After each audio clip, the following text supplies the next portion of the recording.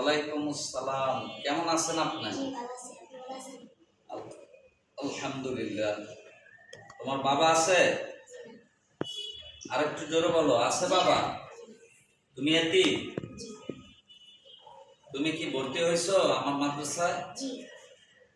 টাকা দেছো নাকি? কত? 500 টাকা দিয়ে ভর্তি। 500 টাকা ভর্তি চলে হুজুর এই যুগে? 500 টাকা কোনো ভর্তি নাই। আমার ফ্ল্যাটের ভাড়া দেয় 25,000 টাকা মাসে। আর তোমার থাকা খাওয়া কি ফ্রি? টাকা নিনে কি আমরা? আল্লাহ যেন তোমারে কবুল করে, আল্লাহ যেন দিনের পথে তোমারে কবুল করে হক্কানি হাফেজ আলেম বানায়। ভালো করে পড়াশোনা করবা, কেমন? মনোযোগ দিয়ে পড়বা। তুমি তো নতুন ভর্তি হয়েছো, তাই না? আচ্ছা বলো তো,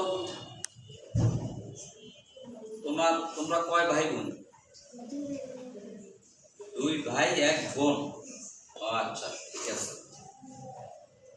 ভালো করে লেখাপড়া করবা, মনোযোগ দিয়া মানুষের মতো মানুষ হবা, বড় আলেম হবা। আল্লাহ যেন তোমার কবুল করে, মনোযোগ দিয়ে পড়াশোনা করবা, ঠিক আছে? যাও, কোনো সমস্যা কোনো কিছু হইলে আমাকে বলবা। আর এই হাফেজ সাহেব আছে, হাফেজ সাহেবকেও বলবা, ঠিক আছে?